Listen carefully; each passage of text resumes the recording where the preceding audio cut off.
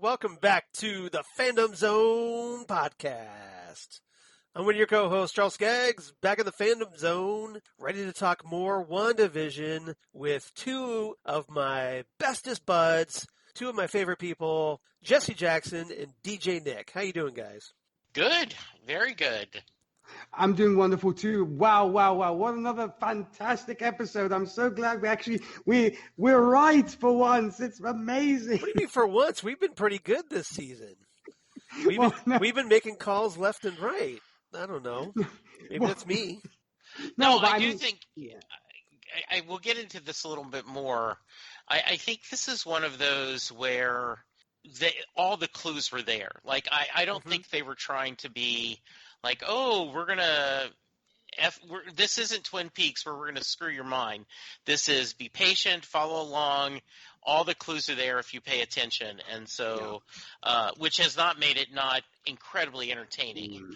It has been. It's just been really fun. And you get that satisfaction of going, yes, I picked that up and I saw it. So, yeah, I'm excited to get back after a couple weeks. So are you insinuating that maybe the producers did that so that everybody would feel good about themselves, that they figured it out in advance? No, I think that I think part of the story is J. Michael Straczynski talked about that when Babylon 5, when he did that in the beginning movie. Yes, and he said there's two versions where one you don't know what's going on, but then the other thing is when you know something that the characters on screen don't, and that both can be very satisfying.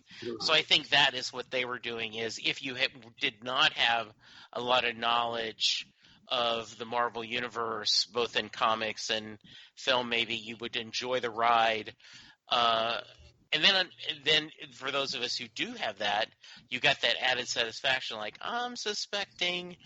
But I think they did a great job of faking the Halloween episode where she acted all confused in the car. Yes. And we'll get to that later, but I think that was a great feint. Yes. We'd actually, I believe we'd actually possibly speculated on that one, Charles, when we said that Agnes might have been, kind of playing dumb in that particular situation. Yes. And it's true. I mean, to also carry off Jesse's point, they have kind of been telling you throughout the season that it was, spoilers, Agatha all along, because of all the witch references we've had throughout the show. Right. Yeah. Like especially her wearing a witch's costume during the Halloween episode. So we'll talk more, obviously, about Agatha, because we got to talk about Agatha. Yeah. But in case you hadn't figured it out by now, we're talking here at episode 206, we're talking Breaking the Fourth Wall, the 7th episode of WandaVision, as we head into the final third of this season, or series, depending on how things work out, that aired on just a couple days ago, February 19th, 2021. And Jesse, I'm really glad you're back, because obviously you've been away for a couple weeks, because yours truly has been blowing up the schedule with little things. Like last week it was Valentine's Day, and that kind of screwed everything up because, well, you got to make preference for your wife, right? So absolutely. So you totally understood that one, and so we had to absolutely do reschedule on Saturday, but sadly you weren't able to join us, and so we're glad you're back. Sometimes real life gets into gets involved in our podcasting life, and we had to take it. So this is only going to be 9 episodes, correct? As far as we know, yes. Okay. Yeah, that's what I showed IMDb. So some people have been speculating, maybe they'll give us a bonus 10th episode, but okay. I don't know. I don't know if that's going to happen. We'll see. Yeah. Well, there have been speculations even on the season 2, but once again, just speculations. Yeah. Absolutely. I guess we'll have to wait and see how the Doctor Strange movie turns out before we find out everything, I'm guessing. So, Jesse, I know a lot of people have been worried about you. I want to talk about this a little bit. I mean, we don't have to dwell on it too much, but a lot of people have been concerned because you're in Texas and have been, needless to say, you weren't exactly able to be like Ted Cruz and fly off to Cancun, Mexico. See, you ruined my joke. I was going to say, no, Charles, I just flew to Cancun and it was easy. No, it's been luckily we did not lose when we had a few power blips or internet blips.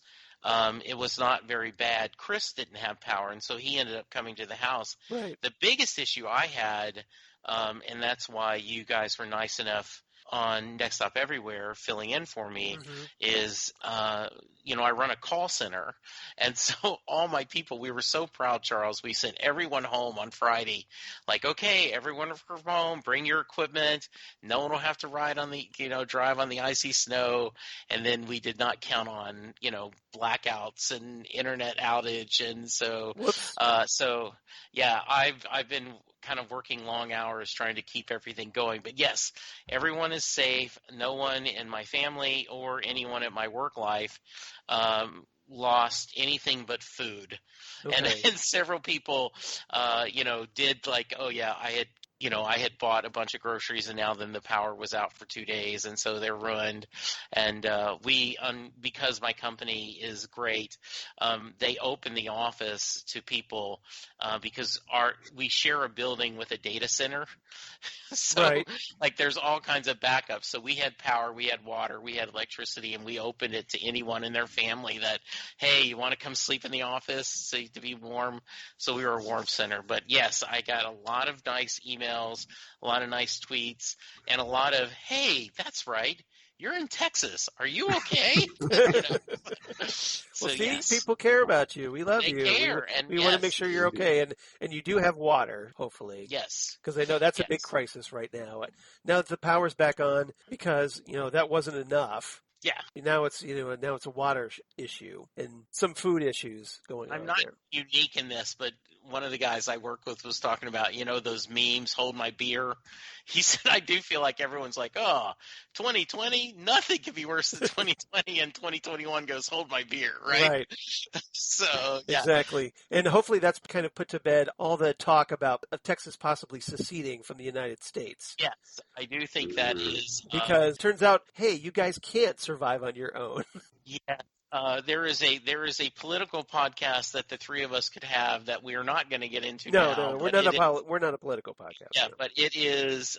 There is a lot of people that should be embarrassed, but unfortunately, they have no shame, so they will. Yes. Well, hopefully, more people are at least aware of those people.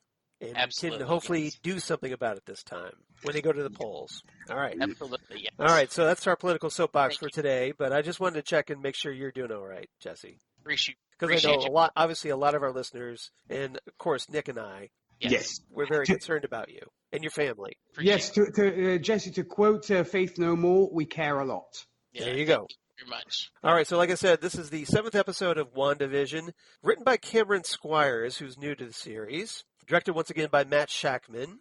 And once again, we have a 37-minute episode. So that apparently is their sweet spot now for doing these episodes. Guest cast, pretty much the same as before, although we did get the introduction of Rachel Thompson as Major Goodner, who is someone that Monica meets up with to get her spiffy little high-tech space buggy thing, the incursion vehicle to go into the Hex. And we'll talk a little bit when we talk about Monica because, we're still now a little hesitant about wondering about whether we're going to actually get Reed Richards like Nick and I had speculated was a possibility. So before we get into trivia, I want to get everybody's general thoughts about this one. Jesse, since you've been off for a couple weeks, I'm sure you've got a lot of stuff that's probably like building inside you that what you want to get out. So I'll let you go first this time. I was able to listen to both of the episodes, and so I really enjoyed them. It's a nice change of pace to be a listener. Mm-hmm. So that was a lot of fun, and I did hear a lot of speculation you guys had. I hope we did you justice in your You guys did. But I go back to at the very beginning, like in the second or third episode where we said, think of the episodes as it was 100% at one point, and then it became 90% and 80%. And so I think in a lot of ways, like this episode might even be 50-50 or 40, homage to a sitcom and 60% real time. Mm-hmm. So I think as they move that clock as it goes through, once again, I'm beating the dead horse, but anyone who had faith did not have faith in the story, the writers or the showrunner, shame on you, because this has been wonderfully, and as we're going to talk about in our fourth topic, there were they laid a lot of mystery and clues in there. So I really love this one. This is the first one I've watched twice right away. Really? Yeah, I watched this one, and then yesterday evening after Linda went to bed, I watched it again, and I really enjoyed it. I think the mystery deepens, and I did not watch Malcolm in the Middle, so Nick had to explain to me, it was a Malcolm in the Middle guy, but I loved Modern Family. Oh, okay. And I loved The Office, and so I knew So you definitely appreciated this week. Yes, I did. I thought it was perfect, and she looked perfect in her bathrobe and everything, and I loved seeing Wanda in that. And then the point where one of the directors spoke to him and you're not supposed to say anything. So yeah, I just really great episode. I was very happy. How about you, Nick? Well, I mean, I absolutely love this episode just as much as I have the previous ones. And yeah, I mean, I love the fact that as I mentioned earlier, that it's wonderful when you make speculations and you actually correct when the world is throwing out the wildest ones. But I love the fact that everybody's getting on the trip of who could it be, who is she, who is he, etc.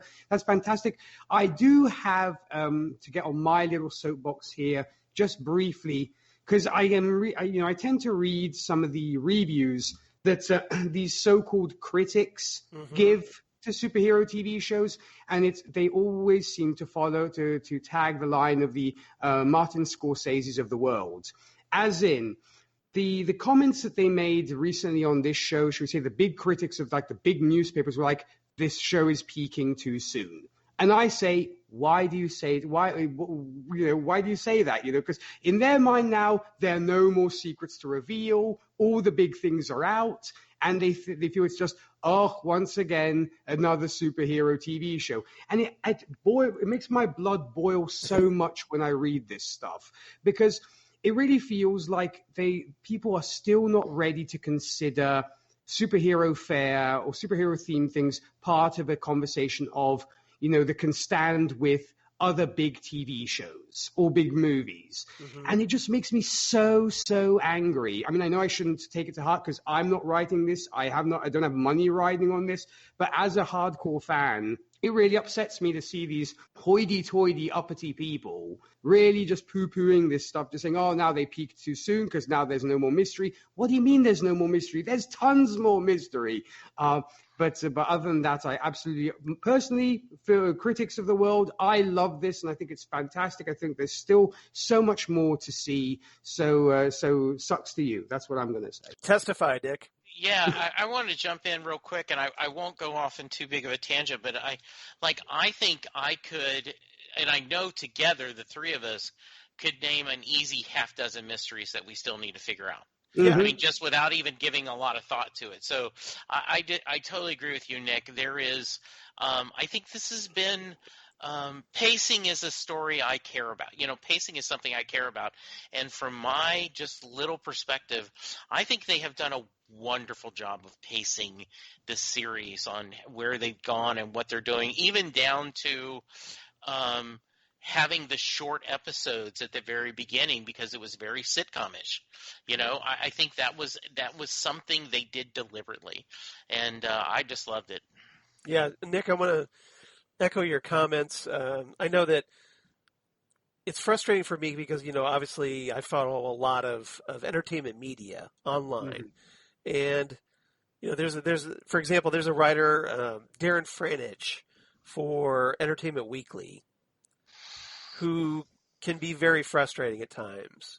That he's very critical about a lot of this stuff, and I think there is a bit of this Hollywood snobbishness when it comes to superhero TV projects. A lot of the entertainment critics, they feel that the stuff is just childish, it's superfluous, it's unnecessary. Why are we even having to cover this? And they resent it because they know it's successful. They know that it grabs attention and it grabs, it gets hits online. in there for their articles, and I think they kind of resent it. I think it's Yeah. it's not what they want to talk about, so therefore they're going to trash it whenever they get the opportunity. And Well, very well said, yeah. or at the very least they're going to downplay it so it's not taken as seriously. I think so too. Because they want to destroy it. They don't want it. It's not what they want. They want to talk about musicals. They want to talk about just very depressing personal dramas. It's the idea that something could be uplifting and entertaining and lively and fun and action packed and comedic all at once just blows their mind. They can't handle it because they see someone with a silly superhero name and a silly superhero costume, and therefore, they put up this wall, and it's very frustrating. I totally get your frustration, Nick. I'm right there with you, but all we can do is hope that over time, as more shows like like when we were talking Watchmen, Jesse, here on the Fandom Zone, that or this one that. You get, or The Boys, perhaps, that, you get these higher quality shows, and hopefully, maybe eventually, that will gradually change the thinking in Hollywood. And may I say, currently, WandaVision, I believe, is sitting at number 1 when it comes to the most watched on-demand shows. I mean, I don't know if that's enough to go by when it comes to these critics, because sometimes they feel the people don't know what's good for them. But I'm just saying, WandaVision is number 1 right now. So, enough said. Yeah, all right. There you go. Sounds good. All right, trivia this time. So, I think we should talk, right off the bat, I think we should talk about the commercial in this one. This is a very interesting one. And Nick, obviously being, a hardcore Marvel guy, you probably picked up on a lot of what's going on here. But in this time that we have the commercial for Nexus antidepressants. Yep. And this appears to be a very big reference to the Marvel Comics concept of this nexus of all realities. Yep. Which, if you're not familiar with it, if you're like DC guy like Jesse, or you're just not familiar with it, what this is essentially the nexus of all realities is this interdimensional gateway that essentially ties all the various realities that exist together. So it's almost like it's like the gateway to the multiverse, if you will. Whatever can happen, and we know that this series, WandaVision, seems to be building up to the movie Doctor Strange in the Multiverse of Madness. So my guess, and Nick can probably see it, verify, maybe, hopefully, about what I'm talking about here, that essentially what they're doing is setting the scene for the multiverse by this reference, talking about, that it's going to be something that's going to be important later on for Wanda, this nexus of all realities. And wondering, just exactly what her part in that will be. What do you think, Nick? Well, totally. I mean, because obviously when I heard Nexus, I also went to the Nexus of All Realities, which is actually, I know we're probably not going to get in. We actually got a terrible movie with this character, which is actually guarded by the Man-Thing, which is a character that I love. Which has the worst name ever. Yes. I mean, it just is, what were those folks thinking when they decided to name this creature Man-Thing? And he's a fantastic character. And he's basically the Marvel version of Swamp Thing, if you will. Right. And I love that. Who's like the guardian of the Nexus of all realities. Correct, yeah, because the Nexus itself is in the Florida Everglades, where just like Swamp Thing, he lives in these kind of swampy areas. Right. So love that. And secondly, I was totally there with you, Charles. And secondly, the other thing was, in the comics, we actually know that Wanda is a Nexus herself, as she is also literally able to change reality and create new ones, which made me think of the miniseries Avengers Forever, where we get Immortus, whom our listeners might know better as Kang the Conqueror, who is very interested in the fact of Wanda being a Nexus herself and actually goes after her. And we do know that Kang will be the main villain in Ant-Man and the Wasp: Quantumania. So It might be somewhat of a tie to that because we will be getting Kang later down the line, but also because he has a very strong tie to Reed Richards. That's why also obviously I went to Kang as well. Right. And he has also been a foe of Doctor Strange's as well. So I definitely think it's about Doctor Strange too, because it said only your doctor will be able to tell you when to use this drug or what have you. So it's clearly an allusion to Doctor Strange. But I also end up, as I said, my head just also end up going to Immortus, i.e. Kang the Conqueror, too. Well, now I'm wondering, now that you mentioned it, I'm kind of wondering if maybe they're eventually going to build up to a new Avengers movie with Immortus as the bad guy. Could be. Because we know that Kang becomes Immortus, and we know that Immortus also has a connection here to Wanda in the comics. So maybe that's something down the road. This is, we're kind of, I know we're kind of putting the cart before the horse on this one. Sure. But I think it's just something to kind of keep an eye on, maybe. For if you're one of those people like Nick and I who really enjoy speculating about stuff. I believe you'd actually written about Kang on I did. Good Copy at one point, yes, Charles. Yes. Well, thank you for the free plug there. I appreciate that. Yes, I did. Yeah, when it was announced that the actor who was going to be playing Kang is going to be appearing in the third Ant-Man movie. Yep. All right, so like Jesse talked about, this episode pays homage to the late 2000s mockumentary sitcoms like Modern Family, with the opening sequence in this episode essentially in the style of, and I never watched this sitcom, Happy Endings, with the theme being very reminiscent of The Office, which I did watch. Yes. Yep. So I thought that was, very nice, and it would just, I just kind of laughed when I heard the theme, and I'm thinking, oh, they're totally ripping off The Office. That's great. I love it. So I thought that was fun. Now, if you're one of those people that wants a little background on Agatha Harkness, I have just so happen to have that background here for you. So in the comics, Agatha Harkness is an ancient sorcerer and one of the Salem witches who first appeared in Fantastic Four, Volume 1, number 94, in 1970. So that means she was created by Stan Lee and Jack Kirby back in the day.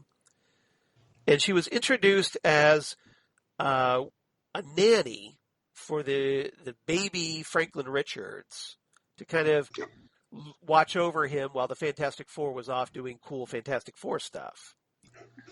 And she later ends up, she is openly a witch, and she ends up later mentoring the Scarlet Witch in how to use real magic as opposed to just her probability affecting hex powers, her mutant powers. And she also later revealed that Billy and Tommy were made from fragments of Mephisto, and later erased Wanda's memories of her children after they were absorbed back into Mephisto. So one of the questions I have is that going to happen here? Because I know a lot of us have been like, well, Mephisto's probably the one behind all this. And that's something I want to talk about when we talk about Agatha. But I'm kind of wondering, well, they seem to be going down this path. The question is, are they going to go all the way down this path? So, and interestingly, Agnes's son, who's another wielder of dark magic, is called Nicholas Scratch. Yep. And that is very similar to, Senor Scratchy, the rabbit, that we see Agnes with in WandaVision. So is Senor Scratchy actually her son, Nicholas Scratch? Or just named after him? Who knows? And, Old Scratch or Mr. Scratch is also a nickname or for the devil. For the devil in Middle English. So yes. So that also could imply Mephisto as well. Yeah. You're absolutely right. So it was very interesting when they were petting the rabbit. You're like, oh, that's not a good name, So the Agatha All Along ending theme was essentially similar to the theme song for the Munsters and the Addams Family theme from the Addams Family, which I was a fan of both shows, primarily the Addams Family. because I thought they were cooler. But I did enjoy the Munsters as well. So I got a really big kick out of that because I love those shows. Yeah, absolutely. And yes, if you're wondering, the character of Captain Jack Harkness from a certain show that we talk about on Next Stop Everywhere, Doctor Who, and also its spin-off, Torchwood, which we also talk about on Next Stop Everywhere, was, yes, named in part after Agatha Harkness. Nice. So, little trivia there. All right. So, 4 topics, unless anybody else, Nick or you, Jesse, have anything else you want to add? I just wanted to add something really, really quick when we also get a really nice reference to the movie Office Space, which is a movie that I love, where Wanda to the camera says it's probably just the case of the Mondays. Right. Yes. Because they're obviously folks who don't know. I mean, I'm not going to give too much away when it comes to music. Watch it because it is hilarious if you like black comedy. That was a line that Jennifer Aniston's character said a lot in that movie. Yeah. Yeah. And we know that Executive she absolutely hates when people say that. So I thought it was maybe a nice little nod to that. And also, granted, okay, it's a complete different character, but you mentioned, of course, Nicholas Scratch, and folks, obviously, it's not the same chap from the Chilling Adventures of Sabrina, where we also have a Nicholas Scratch. Yes. But it's curious that both comic book worlds actually do have a Nicholas Scratch. Just putting that out there. But yeah, that was fun. Yeah, it was I think it was a kind of a British term in reference to the devil. Old Scratch, and a lot of characters use Nick Scratch. Old Nick. Yeah, not to mention Old Nick. Yeah, exactly. Is the devil once again. Right. So, and you mentioned a little bit of this, but a couple other things that IMDb had as trivia. Kathryn Hahn, who plays Agatha, sang the theme song. And I caught this, and I don't know if you guys noticed, but you can't really hear the radio too much when she's going to get her cereal and we're seeing all the changes. Mm-hmm. But I always have subtitles on, and you could see it's WNDA. Yes. Is the radio Wanda. station. So Wanda, essentially, which I thought was lovely. That was just really nice. Yeah. Yeah, coming up next on WND or DNA. That's it. Yes. or exactly. NDA, excuse me, NDA. Yeah. All right. So 4 topics, like I said. So topic number 1, let's talk right off the bat with Wanda, who was apparently the center of all things. And surprise. And let's also talk about Billy and Tommy, because as we open up this episode, this is after the Halloween episode, and Wanda, after extending herself, literally, with extending the hex, is starting to have some problems with keeping track, keeping things together. Things are starting to fall apart, and it's becoming very noticeable. And that was something that Nick and I speculated about last time, because wondering if Wanda had extended herself too far, and now she's going to have trouble keeping it all together, because it seemed like she was already having trouble with that.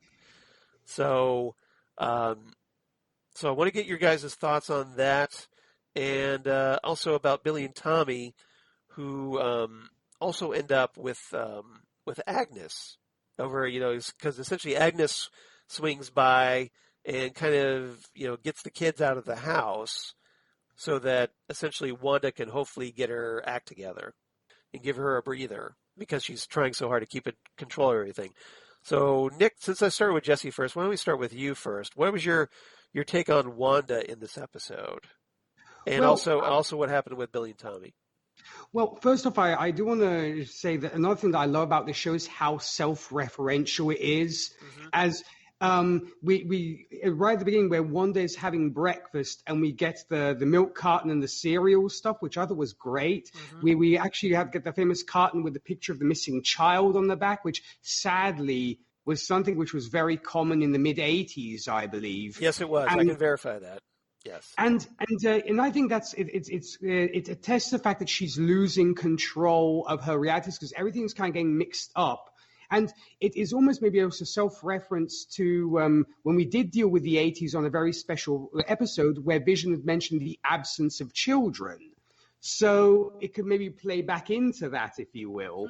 And the cereal, I thought the cereal was really interesting because first off, we get the nod to the circus and the clown theme, and the name Sugar Snaps is definitely very clever because where have we heard Thanos snaps? Yeah, exactly.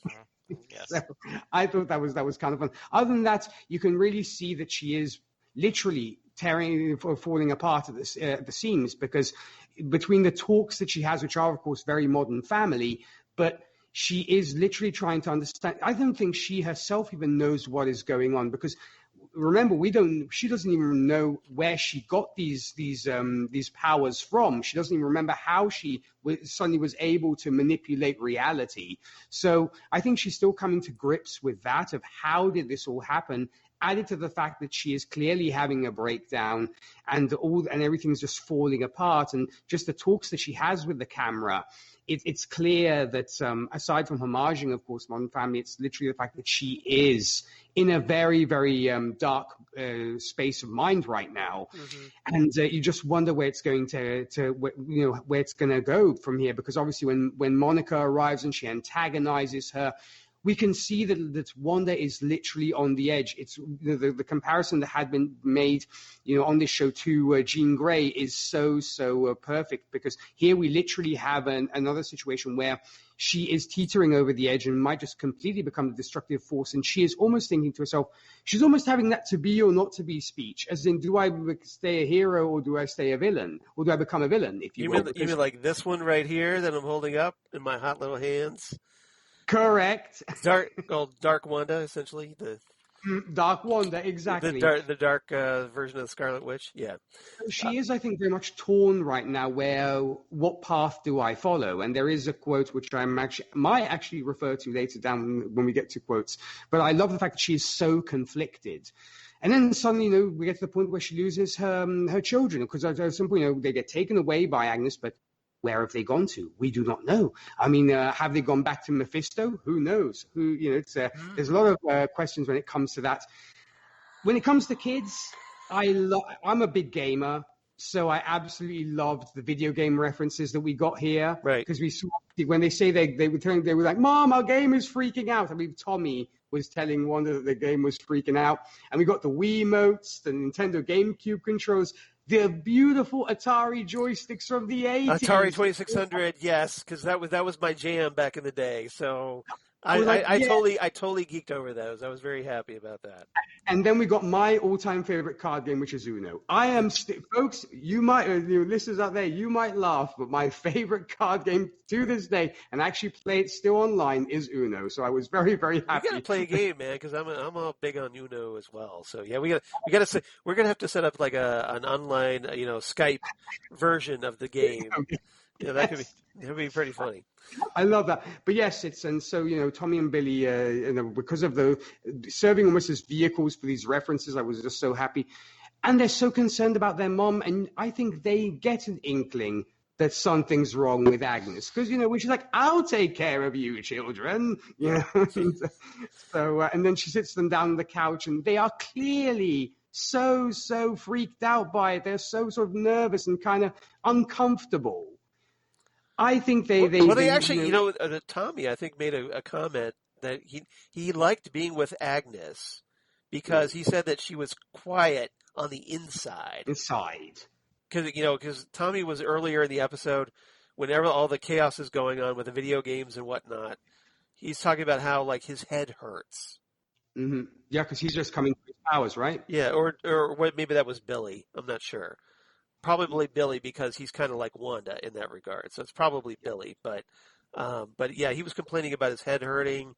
And so then when they go to Agnes, Agnes's house, they're like, oh, this is kind of nice because it's not insane over here. Oh, Mom is a little bit crazy right now. Yeah. Jesse, what did you think about this? Well, and I think that was another great, false red herring, right? That maybe the reason why Agnes is because she's under the mind control of everyone else, so her brain's kind of quiet, right? Versus like her mom and everyone else, maybe he's feeling. So I thought that was interesting. I agree with you guys. I loved all the different, watching it change, the different consoles and game controllers. And the furniture, because all the yes, Wanda's sitting. There's one scene where Wanda's sitting in the living room, and like all the TV and all the living room furniture, like goes back and forth through all the different time periods we've seen on the show. Yeah, and we saw the stairwell, like we saw the Brady Bunch stairwell and then the Modern Family stairwell and everything. I actually paused the milk carton to see if I could figure out, was that just a generic, missing child, or was it actually someone? Yeah. And her hand was covered the name, so I couldn't pick anything up. There is another subtle reference in the radio announcer is talking about, and it's always nice, the once a year the kids march out and we see them, going to get candy, but kind of implied that, as we talked about last episode, the kids don't come out except on special occasions. So there was kind of a double meaning to that when he mentioned that, and I thought it was well done. Can we just continue to talk about how wonderful, Elizabeth Olsen is? I mean, just she never gets old, does it? It doesn't. She's just amazing, and she better get that damn Emmy. That's all I'm saying. Yeah, I mean, it's just something that normally, they don't look how much it took on, Orphan Black, right? I know. And she played every character, and they didn't. So I thought that was cool. I did think that the boys going over there were a little interesting. And you're right. I think they were a little uncomfortable. And then and we've already talked a little about that, but with Wanda going, wait a minute, you're not supposed to talk, to the director, and her kind of, what have I done and what do I do? And it gives up the setup of how much of this is Wanda's doing and how much of this is Agatha's doing. Right? And that's one of the big mysteries that I don't think they have revealed yet.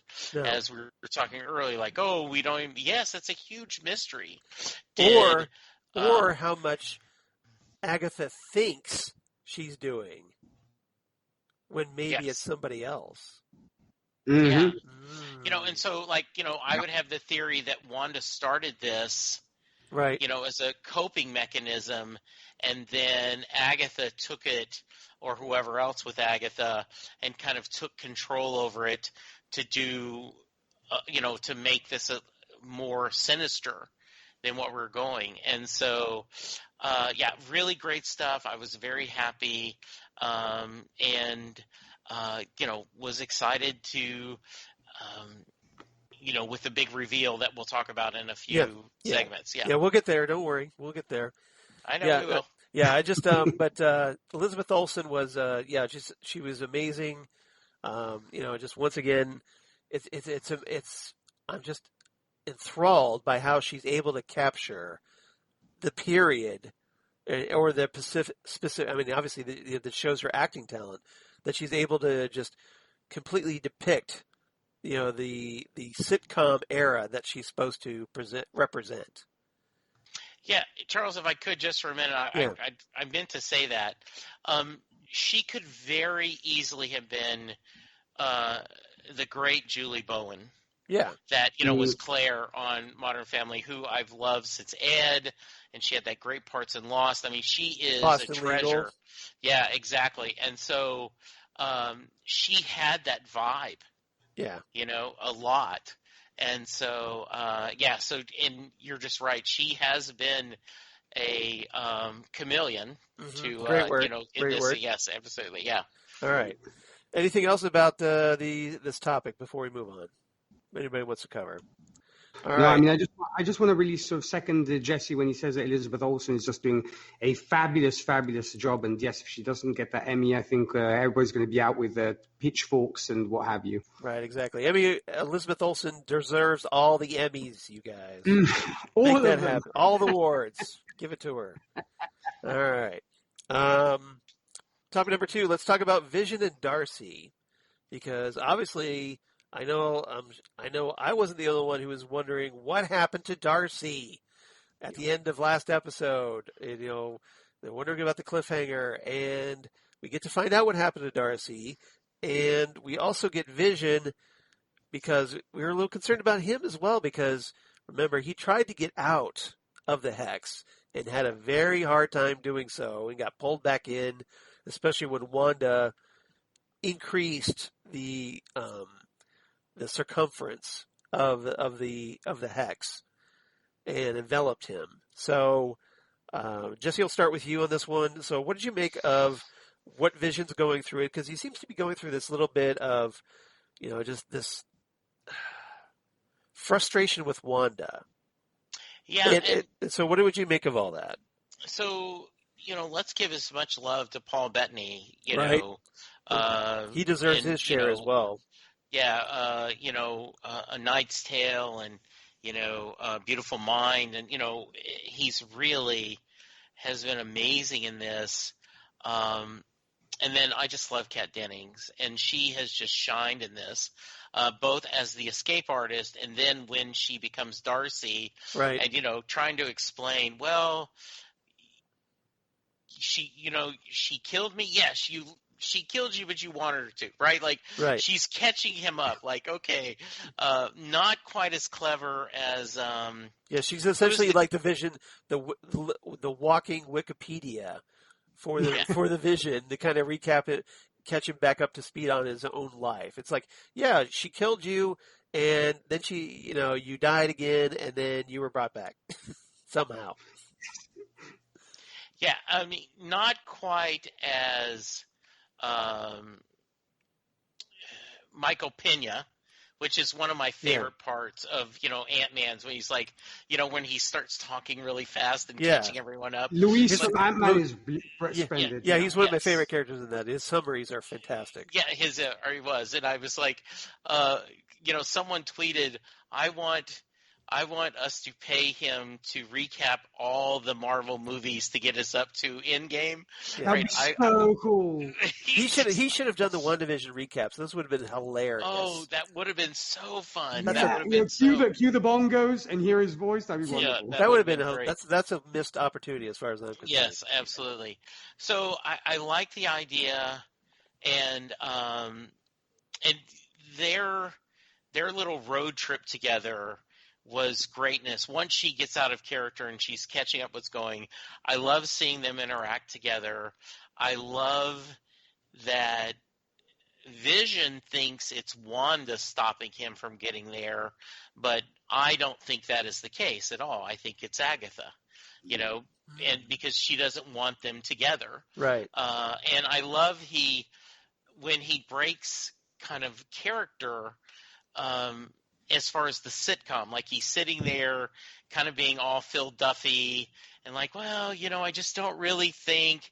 And then all of a sudden, like, what am I sitting here doing this? And he pulls off his mic and goes all Vision. And, and Darcy's like, okay, I'll meet you there. Yeah, and he flies off. Yeah. Yeah. Just a really, really a fun sequence that kind of moves the story forward that, and I'm pulling for our heroes. Wanda is a hero. Vision is a hero. And I know she's in a bad place, but I don't think – and I'm kind of like – So you don't see Wanda as the villain right? here? No, I think Monica's like, this is a coping method. When Monica keeps saying, no, this is – trust me, she's not evil. She isn't something – this is something that's gone on. And I truly do think it is what became a coping mechanism was taken over by other less forces. pure people, other forces. Well said. Yes. Okay. All right. How about you, Nick? What did you make of Vision and Darcy in this story, in this episode? Well, To pick up on where Jesse left off, I was so glad that at a certain point Vision was like nuts to this and kind of just flew up, because I'm sure tons of fans would have been like, the guy can fly. What's he doing in a truck? That was me. That was me, totally. Same here, because I was like, the guy can fly. Why are you stuck in traffic? There's no reason for you to be stuck in traffic. Yes. So I'm sure the writers probably knew that eventually folks would be like, hello, the guy can fly, so this should not be an issue. But the exchanges between Darcy and Vision are wonderful. And it made me think of maybe the kind of conversations that I might be having with my niece, when I start introducing her to the MCU, when catching her up on everything. And it could even be, the geeky boyfriend introducing the girlfriend into these movies, or the geeky girlfriend doing it to the boyfriend kind of thing. It's like we're sitting down to watch WandaVision for the first time. It's like, okay, this is what happened. You have to get that he died and this happened, and this guy came around and time was changed and everything. You can't start with this one. No, I don't think you can. It's not a good jumping on point. No, it's not a good jumping on point. This is advanced level as far as I'm concerned. Yes, folks should kind of catch up on the MCU before you watch this. This is senior year material here, definitely. Yeah, exactly. You have to go back to Avengers High School first. But no, the exchanges were just so witty, and I was glad that Kat Dennings. I wonder how much is off the cuff and how much is actually script. Because knowing that she is probably was very good at improv as well, I'm sure that some of it might actually have been literally off the cuff when it comes to some of the comments she makes, and they just kept the cameras rolling because they know that the Kat Dennings is capable of this. And I just love how close the two are getting together, because she really, from having been almost a fan of the show herself, to actually being there, it's literally the fan who is helping out her heroes, which I think is beautiful. She does make that comment though. She's like, I kind of sort of wanted to be in the show, but it sucks. Yeah, that's right. I was a little bit disappointed, if we can use the word disappointed, that we didn't get the two broke girls thing. But I guess it might have been a little bit too much on the nose if we had it. But other than that, it was wonderful, and the fact that I guess Vision breaks character at some point, because he's like, or rather when the whole fourth wall thing of talking to the audience, like, what am I doing? And he just gets up and walks off, because he realizes that it's not the fantasy that's being put before his eyes. And I just he's also, I think, very much kind of falling apart and really just wants to figure out what the bigger picture is. And I'm sure that we will get a villain for him as well. And because I honestly, I don't see it's going to be everybody against Agatha. I have a feeling there will be a villain for Vision, as we have touched up on in previous episodes. So I have a feeling Vision will probably be busy with his own villain. That's just my theory. Any speculation on who that villain might be? I have a couple when it comes to, because I mentioned either previously Ultron or somebody working for Ultron when it comes to Hayward, as I think Hayward is probably going to be Vision's antagonist, but obviously not as Hayward.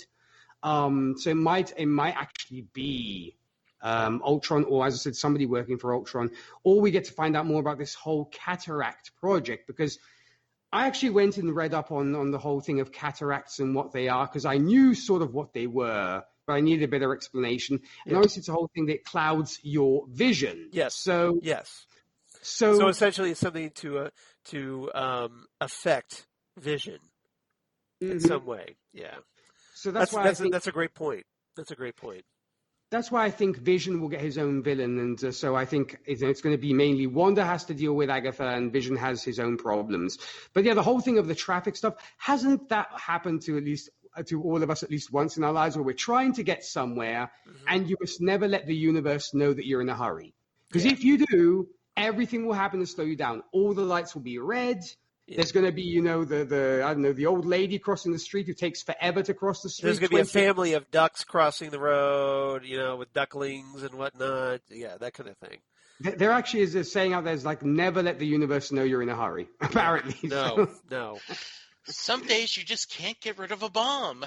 Right. Yes, that's a great reference. That's a great point. So, yes, all in all, I really, really love this. And Charles, what were your thoughts on these? Well, I'm going to follow up on something that you mentioned, because we were talking about Hayward. And, he does talk about one of the things we find out in this episode is that apparently Hayward was trying to resurrect the Vision. Mm-hmm. But he wasn't able to, and then Wanda shows up and steals the body. Yep. So the question obviously becomes, why was Hayward trying to resurrect the Vision? As a weapon, perhaps?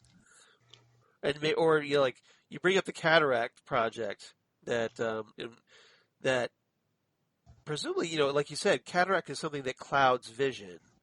So it's essentially the opposite of vision. So do you think maybe he's trying to create, for lack of a better term, a bizarro version of vision?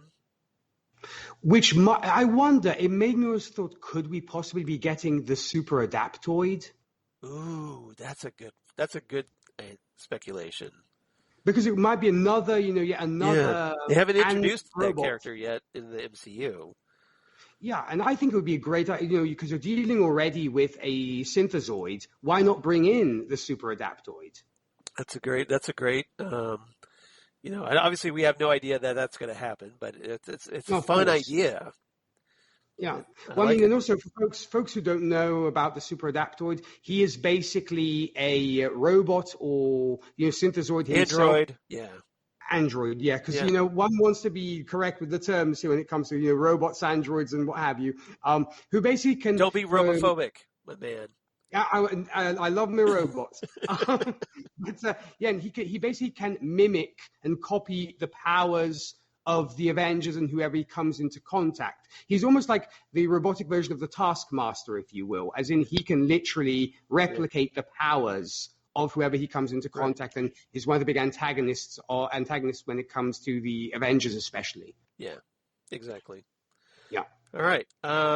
Anything else about these two characters? I know we talked a lot, but yeah, I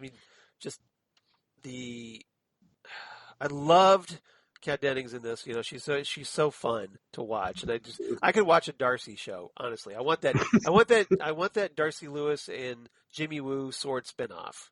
I want that really, really bad now. Yes. So Agents of Sword, please. Agents of Sword, make that happen, guys. This needs to be a thing, because we can't just, now that you've finally figured out what to do with Darcy, you can't just let it drop now. So, all right.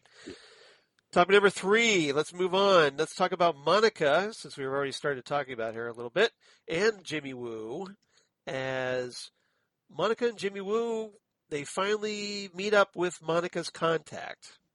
Now, the question is this the contact that she was texting on the phone, or was this somebody else?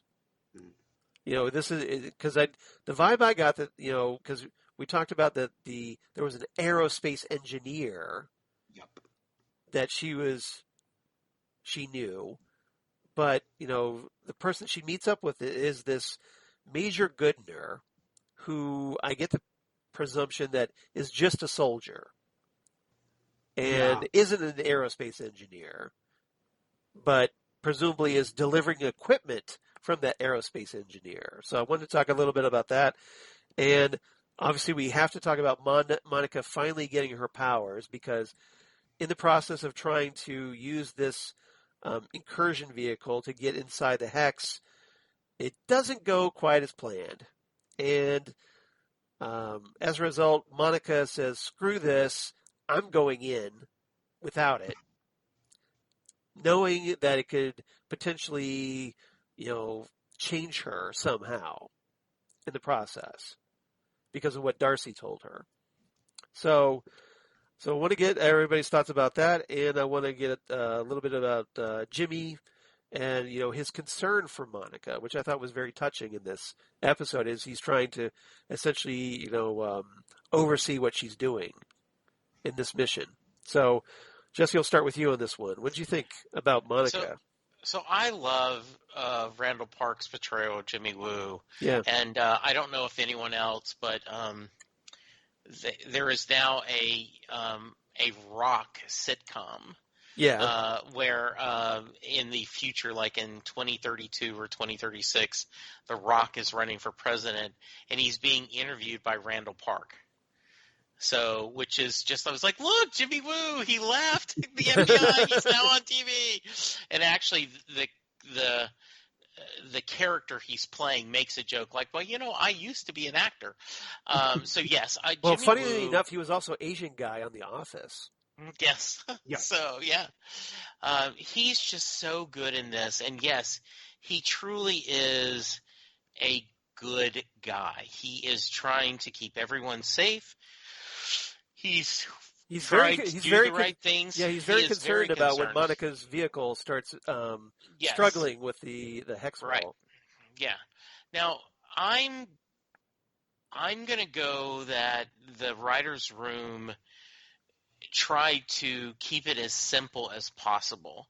So I think they're going to leave it vague on who she reached out to get permission of the vehicle, so that later they could pull that out at either in a future movie, Fantastic Four movie, or something. I think they're going to, So you don't think we're going to find out who it is? No, I think I'm going back to maybe it'll be like a post-credit scene in the final episode. Maybe that could be a thing, or just to keep it future. I'm thinking of where Damon Lindelof said, we didn't want to overdo the Easter eggs in Watchmen. We wanted to have some and plenty, but not overdo it. And so I wonder if, because this is a series that they're trying to show a wide audience, will they just kind of limit, things like that? But I thought it was really well done.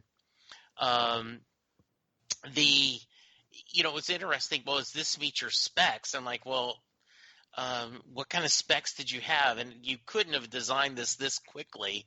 So I guess the idea, hey, I need something big, I need something strong, I need blah, blah, blah, blah. Reed Richards could do it, I'm sure. Yes, he could. Yes, he could. Just he can slap that stuff together faster than anybody. Just read a Fantastic Four comic. Because you guys had expressed, because you have read the comics and knew the character Monica Rambeau, so I was suspecting when she went in this, another time that this would happen, and I thought they paid that off right away, right? Like they immediately, her eyes are glowing, and then a great special effect of she's seeing things. She is seeing power. Yeah. That she is being able to read. She's energy. seeing the full spectrum of everything that's going on. Yes. And so I thought that was really nice. And I like that, one of the things that frustrated me, and this is a common thing in TV shows, is if the character would just listen to a different character, we'd be in a lot better shape. Right. But Agnes stepped in and didn't let her, which kind of helps sell the deal when later we get the reveal that she is more than she appeared. So really excited about Monica. The underneath of her spacesuit kind of looked superhero-ish, like a little costumey-ish, so it was good to see. It kind of resembled her Spectrum costume. Yeah, exactly. Yeah, and which I'm sure was deliberate. Yeah, right. That black and white motif. Yeah. One of those things that like, okay, this we can do. This will be fun. So I absolutely believe that we will see Miss Parris in future, movies and shows, whatever they do. I think she will definitely be a big player in this new version of the Marvel Universe. Well, we know we were going to see her in Captain Marvel 2. She's already scheduled for that. Yeah. And from recent reports, apparently that's where we're going to find out what her deal is with Carol Danvers. Okay. Captain Marvel. So that's where they're going to probably address that. Yeah. So, but yeah, now that she's got her powers, I can't wait because it'll be a nice Marvel's own Marvel family with Captain Marvel, Spectrum, and presumably Miss Marvel. That's what we'll find out, who's going to be introduced in her own TV show later this year. All right. Nick, how about you? What did you make of Monica and Jimmy? Well, I am right there with Jesse. I love Jimmy Woo. I mean, I love both the character he plays, Jimmy Woo, and of course Randall Park. he's just so fantastic, and also because he gets to really, really shine. You know, I had actually mentioned the fact that in previous episodes about almost the revenge of the sidekicks from the very big various movies, right. And here he really, I think, gets to shine and shows really his chops. I mean, we saw that he could throw a punch in the previous episode. And just he's such a caring guy, and as Jesse was saying, when it comes to Monica, and I really love that bond which is starting to form between the two, you know, which could probably be the beginning of a great friendship. And so I think it's super, super great. I mean, granted, we didn't get as much of him as we have in the in previous episodes, but I guess here they really want to shine the spotlight on Monica, and of course this prelude to a showdown, or possibly showdown, between her and Wanda. But it was just wonderful, and I just thought to myself, I wonder if Jimmy is thinking to himself, if only Scott Lang could see me now. But that aside, Monica, I love the reference to the Spectrum costume, and maybe she will end up adopting the name Spectrum compared to her mother's to Photon, her mom's call sign. I like Spectrum better as a code name personally too. I think so too, but yeah, I guess it remains to be seen. But it looks like they probably are going in that direction. Also, the fact that when we do get that very poignant scene where Monica literally walks through the wall, or struggles to walk through the wall, and we get that whole thing of, we actually hear Nick Fury's voice saying, that if she learns to glow, she can be like her Aunt Carol. And of course, we know that Spectrum does glow, and then some. And also, the fact that she gets to hear all the voices in her head, like the doctor and Jimmy speaking of her mom's death, and we also hear Captain Marvel's voice, that yes, they were saying that when they were handing out kids, they gave her mom the toughest one, and we really see that it's that moment that gives Monica the strength to push through the barrier. And I think it plays well also with the title of the episode, because she literally breaks the wall. Granted, we don't see if there are 4 walls, but she is breaking her own wall, if you will. So I thought that was, it was nice also kind of call back to the name of the episode itself. Also, the fact that we also see that Monica, there are 4 different versions of Monica that kind of go almost torn apart before they go into the one Monica. So it's a nice callback to that. But I love this character, and I love how even more sure of herself she is, when she kind of strides around with the glowing eyes, and she's ready to, kind of take on Wanda, even, by force if necessary. And because, Wanda's kind of getting prepared to shoot her hexes at her. And I was kind of geeking out there saying, yeah, you go ahead and shoot hexes at her, Wanda. Yeah, it's going to like bounce off her. Don't you worry. So I was kind of hoping, it's like, come on, Monica, show what you got, girl. You wanted to see the throwdown between the two. I kind of did, because I was kind of, it was seeming like kind of Wanda was getting, a little bit cocky if you were going, I'll just blast her out like I did before. And so I was like, come on, Monica, show what you got. But we didn't get that because obviously, Agatha shows up, but I guess to be continued. Yeah. Teyonah Parris has just been so good in this. And this episode is essentially like her big superhero moment so far. And she really stepped up to the plate as far as I'm concerned. Did a great job. And it definitely makes me look really forward to Captain Marvel 2 now, knowing that she's going to be in it. Oh, you and me both. It's with powers. Exactly. That's why I was just so happy to sort of see it now, and also be interesting to see how she comes to terms with these newfound powers of hers, because, obviously I don't know if she's going to be able to master them right off the bat, because, just kind of given powers, and how do you deal with that? How do you come to terms with it? Now you are possibly a superpowered being. But yeah, just fantastic, fantastic stuff. Yeah. It's going to be very interesting to see where she goes from here. And yes. I'm really looking forward to it. All right. Anything else about these two? All right. 4th, go ahead, Nick.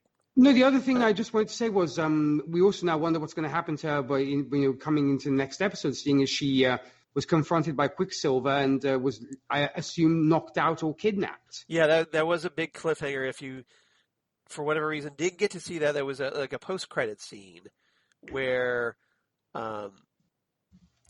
Monica is kind of checking out this, kind of storm door to the basement. Yeah.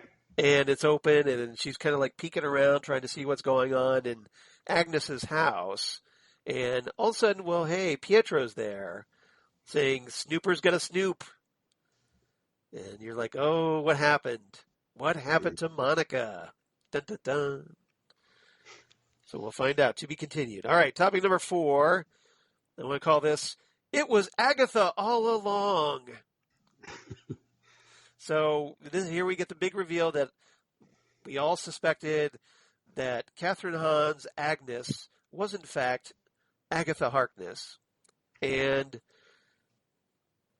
the question now is, I think, is Agatha the villain of this series, or is she someone being also manipulated here by someone else, someone more powerful, like, hey, a Mephisto or someone else? That's the kind of thing I'm wondering here. So, Nick, I'll start with you on this. What did you make of the big reveal about Kathryn Hahn, where she comes clean at the very end of the episode and says, it was all me, and I even killed Sparky too. Which is actually a nice callback to a character that she played on Parks and Rec. Yeah. Because her character actually accuses Leslie Knope it was one of the big characters in Parks and Rec, of being a dog murderer. So I thought that was actually fun that they threw that in. And also, of course, this episode does, I think, reference Parks and Rec somewhat too. I also kind of got a Wizard of Oz. I'm sorry to interrupt that. I also got a Wizard of Oz, and I'll get you and your little dog too. Exactly. Very much so. Yes, I agree. I do want to also send a shout out once again here to Christine Peruski, who I talked to. And she I very much I do agree to a point that The Wizard of Oz is probably one of the most referenced films in media history ever, and I very much do agree with her when it comes to that. And look, I have no problem at all with the fact that here they've made Agatha Harkness a villain, possibly if she is a villain. Granted, we still have 2 episodes to see whether that is the whole story or not. I don't have a problem with it. Maybe some fans of the comics might, because of the fact that she is the mentor role to Wanda. But it's great. Kathryn Hahn is awesome in this, and just sort of spinning it into the evil, or the apparently evil character. Yeah. And Charles, I don't know what's your instinct on that? Do you think she is, or is it? I mean, because you know what? I'm still not 100% sold. Okay. I don't know why. There's something in my mind that's saying, is this all it is, if you will? I mean, I'm not minimizing. I'm just saying I wonder if there really is more to it.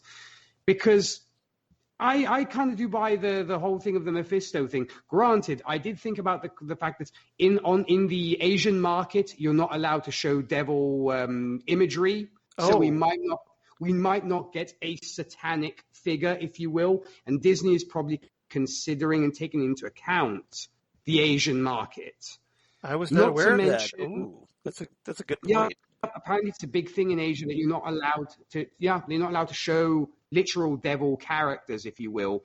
Not to mention, I think if it's a Disney Plus show, I don't know if you can, if the PTA might be too happy that you have the devil on it. Apparently kids show. I don't know. I'm just throwing out that in case we don't get Mephisto. I'm still following the Mephisto party line. I do think he will make an appearance, but I think if he doesn't, or is a composite of other characters, that might be why. But what I did want to point out here, Charles, I don't know if you and Jesse got this too, the Silence of the Lambs tribute. That was so cool. A little bit. Because here's why. Because, in the film, of course, of Silence of the Lambs, you get Clarice, who's hunting James Gumb, Buffalo Bill. Yeah. And she gets to the house, and she meets him, and you can tell that she's uneasy, just like Wanda with Agnes when she's asking about the kids. And there in Silence of the Lambs, we get the death head moth flying around, and here we have the moth on the windowsill. It was a fly. A fly, pardon me. Yeah. But I get your point though. I never thought of that. You're absolutely right. Because then obviously you get the showdown between Clarice and James Gumb in the basement, which is what happens here as well. So I thought to myself, this could be a tribute to the Silence of the Lambs. But or at least that's the way I saw it. But I absolutely loved this, and I think there is a manipulator behind the manipulator. I think so too. That's my theory anyway. But Jesse, I want to hear your theories on this. So, what did you make of the reveal? Kathryn Hahn's Agnes claiming at least to be behind everything. Yeah, and the certainly theme song says that she did it, right? Yeah. Yeah. And the implication is, but all she said so far is, you really think you're the only magic lady in town, right? Mm-hmm. So we'll have to see what happens. I would not be surprised if there is not a bigger villain. We've still got a couple episodes to go, so we'll see what the reveal is. It is interesting how Agnes is like, I don't bite, and then she goes in that Modern Family. Well, I did bite a kid Don't once. you steal my quote? Oh, and then the whole and then the other great line about cutting the bangs, right? So she was really interesting. And the scene, in fact, I watched the little Munster type credits a couple of times because how delicious it was to kind of see, the rest of the story, so to speak, right? Like what we were seeing behind the scenes. And because you get to find out that you see Agatha as the interviewer. Yes. Behind the camera, that was the one that was posing the question to Wanda about do you think this is maybe what you deserve? Which made me kind of wonder, is Agatha essentially acting like a counselor to Wanda, trying to get her through these 5 stages of grief here that she's going through? Because the only thing that really, that Agnes really claims to have done is, well, I brought Pietro to your doorstep and I killed Sparky, which if Sparky never existed, so what?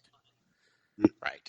So she may be being cruel to be kind. Is that what you're trying to say? Well, I think what I think she might be trying to do is trying to get, because we talked about that, maybe it was Mephisto trying to get Wanda to do things, but what if it was Agatha trying to get Wanda to face the reality of her situation? Which would play into the commercial as well. Right. So that's my speculation here. And then, but maybe Mephisto got a hold of it and is also, got his little hands trying to manipulate Agatha's manipulations, like you were talking about. Because for one thing, I noticed that in this, that when the big reveal comes out about Agatha, and you see other characters that were noticing what was going on. Like you cut to the mailman, like we've talked about the mailman before. We see Dottie again. And maybe we saw that bit with the fly and maybe other things that, is that maybe Mephisto as well. So would we have both Agatha Harkness and Mephisto here? Yeah. Good point. So first off, I want to give a shout out to Nick. Yeah. Giving the Nick Lowe shout out of Cruel to Be Kind. Right. Right? In the right measure. Yes. Yes. Very nicely done, Nick. Thank you. Well, I would love the reveal of that this is all, that there truly isn't necessarily a villain, but this is all that Agatha got into this because to try to cure Wanda. Right. So you kind of go along with what I was saying. I think that is a great, if that happens, it's a great twist. Right. That this is kind of therapy for Wanda. Yeah, this is kind of a, immersion or an intervention, if you will, almost. Yes, exactly, right. That could be very, very interesting. Now, and sometimes, right, you looking at the scenes, it appears that you have evil intent, but that's because you haven't seen it all play out yet. So I like that a lot. I think that is a really solid theory. Very well said. I mean, Charles, I love that. It almost makes me now. It makes me kind of sad that because it made me think of Wonder Woman in the first Wonder Woman, where we actually did get Ares, and I was hoping that Ares would just be a metaphor for war, as in it just being the war. But of course, it being a superhero film, you had to have literally Ares, because I mean, it's just a brief little rant I wanted to go on, because it kind of made me think of that when you said this, because this being a superhero show, I have a feeling they'll have to give a face to the evil because of it, the fact that being a superhero show. Had it not been a superhero show, this could have been the way they were going straight on, and it would be a very brave choice if that were what they were doing. I'd be really happy with it. But my thought is it's going to be kind of like the Wonder Woman route, where you're thinking that war is just Ares is a metaphor and is just sort of an image that Wonder Woman gives to war and a face that she wants to give. And that's why, but I think we're probably going to get a face it, but I love that theory. I actually want to ask you guys a question that I was thinking about is, what did you guys make of the magic tome that we saw? I was just going to bring that up because as far I'm sorry. So, no, I'm glad you did. So, based off of my own comic knowledge, I have to guess that because they made a big deal of showcasing that, was that I think that is the Darkhold. You think so then? Which is one of this, like there's, if you read Doctor Strange comics, because this the Darkhold is featured in a lot of Doctor Strange comics, because essentially it's like this big magic MacGuffin that gets used a lot to fight various demons and supernatural beings and what have you. So the question is, all right, so if Agatha has the Darkhold, maybe she used the Darkhold to create this, for lack of a better word, essentially like a magical holodeck for Wanda to process her 5 stages of grief. Because now it appears she's moved on. She's gone through depression. She's gone through bargaining and whatnot. And now it seems like she's at the anger stage. Yeah. Before she hits acceptance. So, again, maybe Agatha used the Darkhold, but in the process, maybe in the process of conjuring up something's gone wrong. And there's some other force, because there's 2 other episodes left. So, if Agatha is indeed the big bad of this, okay, the question is, it's going to be, how is this going to play out with her as the big bad over the next 2 episodes? Or is it just like, okay, you think Agatha is the big bad when, in fact, at the end of episode 8, the real villain will be revealed? Yeah. I guess we'll find out next week, right? Yeah, I mean, but granted, folks had seen the Darkhold. Viewers of Agents of S.H.I.E.L.D. had seen the Darkhold. Oh, was it in that as well? Ghost Rider story. Yeah. Agents of S.H.I.E.L.D. and also Runaways as well. Yeah, so the question is, I guess, maybe we'll find out if those shows are still canon or not. True, yeah. And funny story, my girlfriend is a huge fan of the Evil Dead franchise. And she's like, is that the... I'm like, no, babe, it's not the Necronomicon. I'm sorry. She was getting so excited because, funny enough, my girlfriend is more an Evil Dead fan than I am. I love the Evil Dead series, but she was like, "Oh my God, it's the Necronomicon." I'm like, "No, babe, calm down. It's not."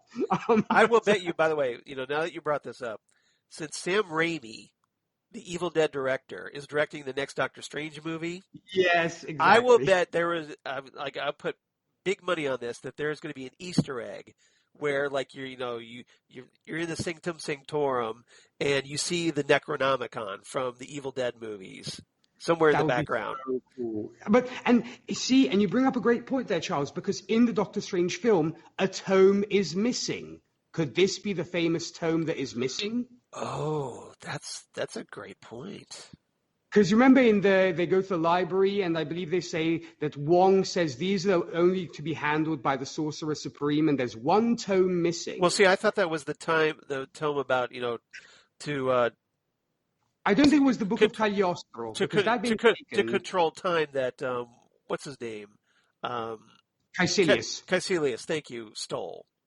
Yeah, it was. I don't think it was the Book of Cagliostro because they knew that had been stolen, taken away. Okay. There was another one missing, so maybe it would tie in neatly with that had been stolen by. Well, that's really good planning if that's the case. Or Mephisto. Well, I mean, Marvel has surprised us in the past, and we know that they are like chess players. They think like a million moves apart. Kevin Feige is just blowing my mind here. Yes. All right. If that is So, Jesse, any other thoughts about the Agatha reveal? Nope, I just loved it, and All right. I love the theme song. All right. And Nick, how about you? Any other thoughts before, or anything else about this episode, you guys, you want to talk about? I'm just so excited. I can't wait for Friday. I'm just like, this is amazing. And I wonder whether episode 8 and 9, like it has happened before, if they are the two final episodes, will be an hour long, or whether they will follow the, we've had so far, there'll be about half an hour, 37 minutes, like we've had the past couple episodes. But it would be kind of cool if you've got like two mini movies like we have had in other TV shows where, you almost get to a two-parter for the finale where it's like 2 hours, an hour and an hour. I guess we'll see. But I'm really looking forward. Fingers crossed, right, that we get a little extra with this, because there's a lot I think that needs explained in this to come, and especially if something, because we got to find out what happened to Wally or Tommy and Billy, where they went and all that. So as well. All right, I don't have anything else as well. So favorite quotes. Anybody got any favorite quotes they want to share? The only one I had is when she's staring at the camera, Wanda, and she's like, look, we've all been there, right? Letting our fear and anger get the best of us, intentionally expanding the borders of the false world we created. Just so matter-of-factly. I thought that was really lovely. That was good. Nick, any quotes you want to share? I had a couple. The first one was the exchange between Monica and Wanda, where Monica's like, see, that's where you and Hayward differ. He's going to burn Westview to the ground just to get what he wants. Don't let him make you the villain. And Wanda's like, maybe I already am. Ooh, yeah, no, that was good. And it really showcases Elizabeth Olsen kind of going super dark, and I was like, yeah, wow. Yeah. And also Dark Wanda. Dark Wanda, bring it on. And then the exchange between Darcy and Vision was just had me in stitches, where she's like, can I help you, creeper? And he's like, you don't remember me from last night? We locked eyes. There was an unspoken understanding. And she's like, hard pass. Yeah, that was good. I mean, any scene with Kat Dennings as Darcy is just gold, as far as I'm concerned. Yeah. I liked Wanda talking about, to the camera, she says, she was talking to Tommy and Billy in this one. She says, I have no answers. I'm starting to believe that everything is meaningless. You're welcome to draw your own conclusions, but that's just where I'm at. And then right after it's she goes to the camera. That was hard. But they literally, inherited tough skin, right? Yeah, like she's like, they probably got their dad's vibranium skin or something like that. Yeah. And let's see, what else? Wanda saying, as punishment for my reckless evening, I plan on taking a quarantine-style staycation. A whole day just to myself. That'll show me. Which made no sense. Like, having a day by yourself is not like she's putting herself in a timeout. Is that the punishment? Yeah, exactly. And then the Nexus commercial woman, I had to mention this. It was a great line. I loved it. Where she says, side effects include feeling your feelings, confronting your truth, seizing your destiny, and possibly more depression. Yes, I saw that. Talking about an antidepressant. So absolutely, that gives you more depression. I thought that was funny. All right. What's everybody's ratings? So, Jesse, since you've been off, I'll let you go first. What's your rating, sir? Well, I'm giving it 9 out of 10 Uno cards. I just loved this. Stole mine. I was going to go with draw 4 Uno cards. Oh, very nice. All right. So good. That's good. Nick, why don't you go ahead so I can try to scramble up something else? I'm going to give it 9 out of 10 cackling wicked witches. Oh, that's a good one. Nice. That's a good one. Yeah. All right. I was, this one seemed to be a little bit of a calm before the big 2-part finale or whatever. So I'm only giving this one 8.5 out of 10. I'll go with Deadly Darkholds. Nice. Yeah. All right. So, everybody, Fandom Zone news. I don't have news this week unless you have anything, Nick, you want to share. Well, the only thing that we did have was that folks were up in arms that apparently Jennifer Lawrence had been cast as Sue Storm. It has been debunked, folks, so calm your jets. It hasn't happened. Well, I think we all want, Emily Blunt as Sue Storm, right? The world is calling for Emily Blunt, but yeah, but John Krasinski as Reed Richards and Emily Blunt as Sue Storm, the Invisible Woman. Yeah, I just wanted to kind of, for the record, for those folks who were kind of like so upset. One, I mean, I don't see why everybody hates on Jennifer Lawrence so much, but I'm just going to say, folks, rest easy. Jennifer Lawrence is not Sue Storm. Yeah, so we'll see. All right. That's what happens when you read those rumor sites. You can't always go with that. All right. So Fandom Zone fan mail. We got a lot once again. Yay. And Nick, are you able to help me out on this one? Certainly, yes. All right. So, why don't you? Do you want to take? You want to start in the meantime, Charles? Yes, and I'll take the other ones. Yes, so certainly. All right. I'll start with Holly's, and then if you want to read the other two, okay. Sure. All right, because Chris from Colorado wrote in as well, and it's another two-parter. So, all right. So first, Holly Mack writes in. I love that she writes in. She's like, her title of her heading is like, "Do not open" in big all caps until you've seen episode 7 of WandaVision. Mm-hmm. Trying to prevent me from the spoilage. I appreciate that. So Holly writes in, "Hey Charles, Jesse, and Nick. Man, what an episode. I like the almost Modern Family-like feel with Wanda giving commentary about what's going on. Loving the interactions between Darcy and Vision. I'm thinking Agnes is realizing there's more stuff going on when one of the twins mentions that Agnes is quiet on the inside." That's probably Billy, I think. "Is Wanda losing control of her powers, or is there someone pulling the strings?" Probably a little bit of column A, a little bit of column B, I'm guessing. "Just the way things were phasing in and out with the prior decades really makes me wonder. Really don't want Wanda to be the big bad behind this, but if she is, I can most certainly understand why. Agnes's true identity is finally revealed as Agatha Harkness. That mid-credit scene, wow, I wonder what's downstairs in the basement. I'm sure our questions will be answered, hopefully in the couple of remaining episodes. I'll wrap it up here, Holly from Wisconsin." Thank you, Holly. Always great to hear from you. Chris from Colorado writes in about WandaVision, episode 7. He says, "Hey, Fandom Zone gang." Hey, Chris. "Man, oh man, this show is the gift that keeps on giving. In my last email, I posited that Agatha was behind everything, and glad to see I was right on the money with that one. Yeah, we all were. As for the aerospace engineer reveal, that was so disappointing. Haha. I had a feeling it was going to turn out to be a nobody, LOL. Or did it? We don't know. We're not sure. I do have a new theory after this week's episode, though. I think Agatha is going to be turn out working for Nightmare, one of the Doctor Strange bad guys. Possibly setting up to be the main villain in Doctor Strange, A Multiverse of Madness." That's actually a pretty good theory, Charles, because I remember Nightmare in the old Ditko, Lee, being a pretty cool villain. So that's a pretty good guess. Lastly, in a recent interview, Paul Bettany says that we still have to see this quote-unquote big cameo they keep referring to. I'm thinking it's going to be Doctor Strange or Bryan Cranston as Ralph, a.k.a. Nightmare. I know the latter is definitely a stretch, LOL. That's it for now. As always, love the show and the insights you all give. Stay safe and healthy, Chris from Colorado. Thank you, Chris. Yes, indeed. Then he followed up with a part 2. So, Nick, do you want to do the part 2? Can you do that now? Certainly I can. All right. Okay, so, sorry, a couple more thoughts I wanted to mention. After a total of 87 minutes of credits this season, we finally get a mid-credit scene. Woo-woo! Exclamation mark, exclamation mark. There you go. Given what we saw, do you guys think Pietro is A, being controlled and manifested by Agatha? B, is he secretly Nightmare or Mephisto? Or C, after seeing the Nexus commercial, did this Pietro use the Nexus / the Marvel Crossroads to travel into this reality? Well, my personal theory, I think that Agatha brought him across the Nexus. I think so too. Jesse?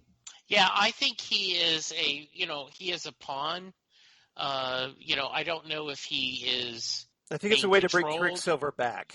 Yeah, but I do think it was, you could tell. And then, one of the things we didn't talk about is the about face that Wanda had about her brother, right? He is not your uncle. Yeah. Do not trust anything that man said, which I thought was very interesting and a nice little twist. I actually am there with the Agatha, bringing him in for sure. And then Chris goes on to write, finally, how cool was it to see Monica get her powers as Spectrum/Photon? That was so rad! Exclamation mark. Do you guys think Monica is going to don the moniker Photon or Spectrum? I personally, I'm hoping for Spectrum. I think it's a better name than Photon. But that's me. But they did establish that, for some reason they gave her mother the call sign of Photon. Photon, yeah. Which is a really weird call sign name, I might add. So the question is, well, maybe they'll, that she'll take that. As an homage to her mother. As an homage to her mother. I don't know.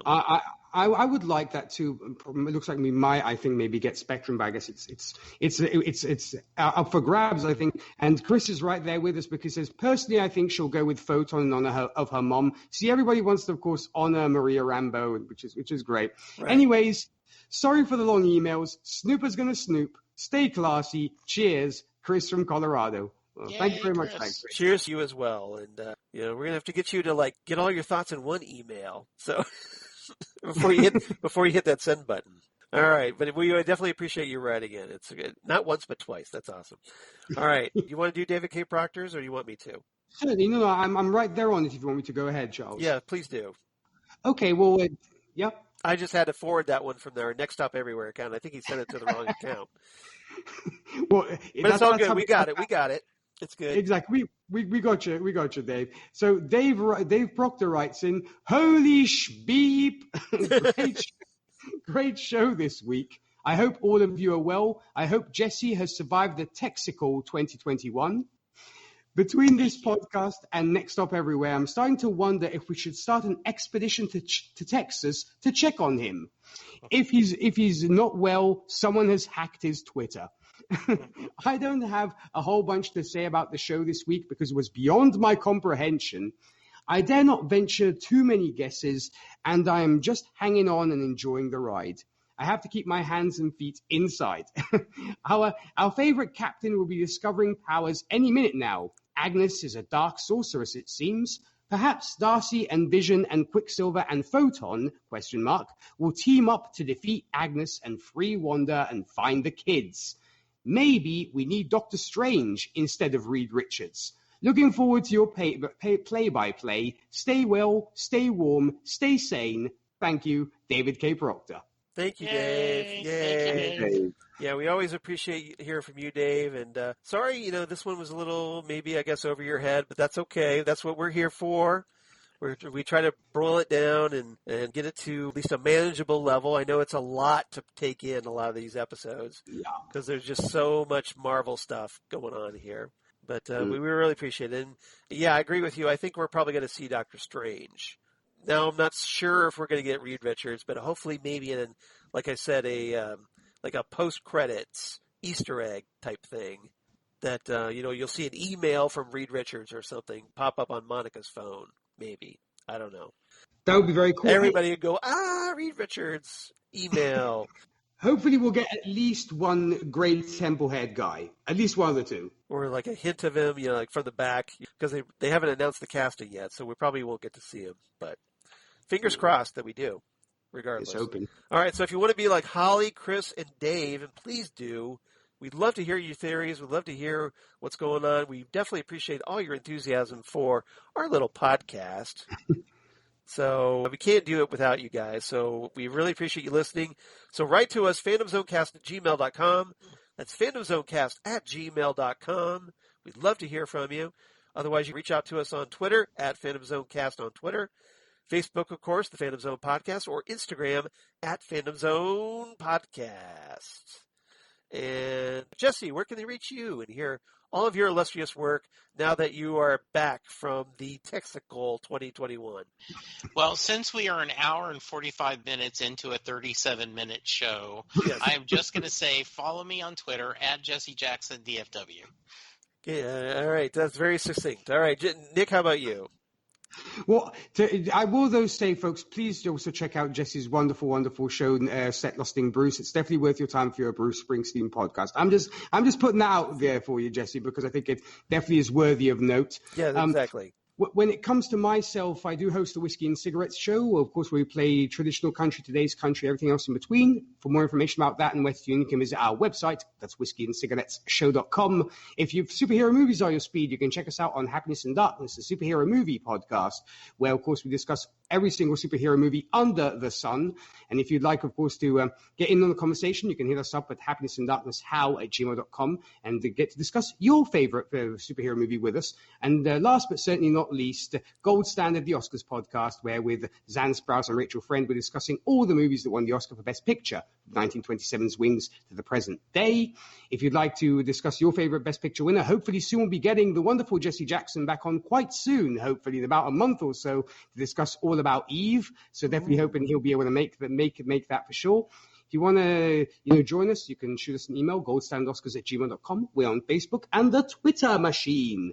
And when it comes to you, Charles? Well, Nick, as for me, since I got the vibe that Jesse wants to kind of hurry things along, I'm going to say at Charles Skaggs on Twitter, at Charles Skaggs on Instagram, Facebook, of course, Charles Skaggs in Hilliard, Ohio, and my blog of geeky things.